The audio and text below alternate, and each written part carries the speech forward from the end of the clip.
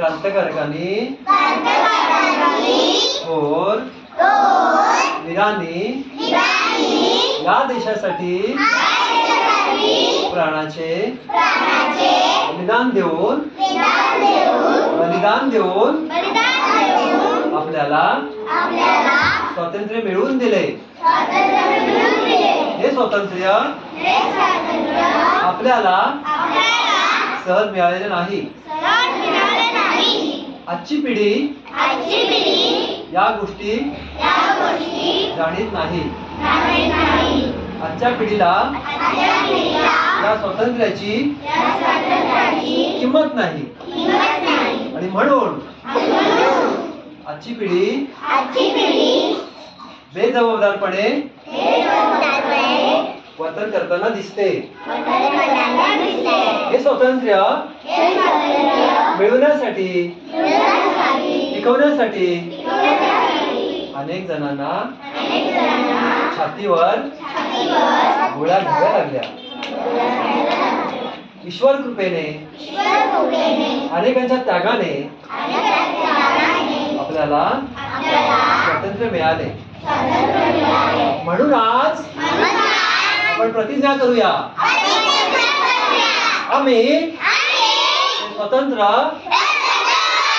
प्राणाचे मोल देऊन त्याचे रक्षण करू। आम्ही आमचे कर्तव्य आमची जबाबदारी चांगली पार पाडू। आम्ही कधीही खोटे बोलणार नाही, गैरवर्तन करणार नाही, भ्रष्टाचार करणार नाही। भ्रष्टाचार करणाऱ्यांना नमस्कार करणार नाही। आम्ही सदैव या देशात शांती, समता, ऐक्य, बंधुता यांचे राज्य येईल असा प्रयत्न आम्ही नित्य करू।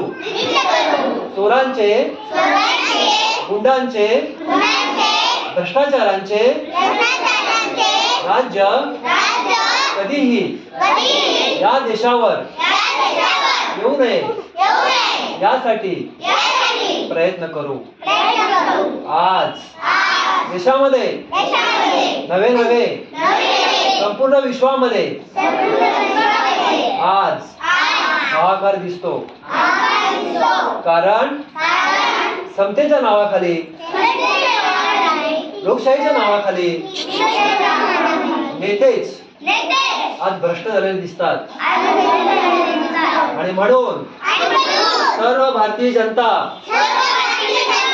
एकत्र येऊन या भ्रष्टाचाराचा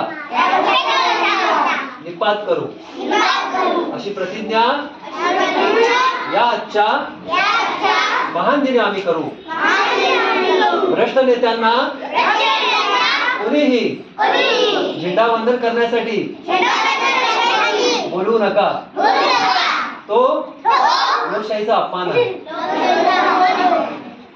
अनेकांनी हातामध्ये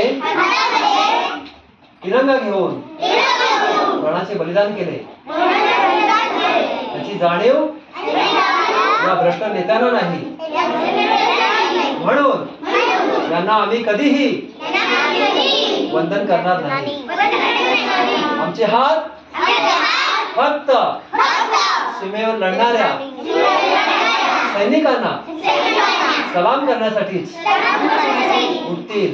आमचा माथा आई वडिलांसमोर, गुरुसमोर, देशासमोर झुकेल, तर कुणासमोरही आम्ही झुकणार नाही।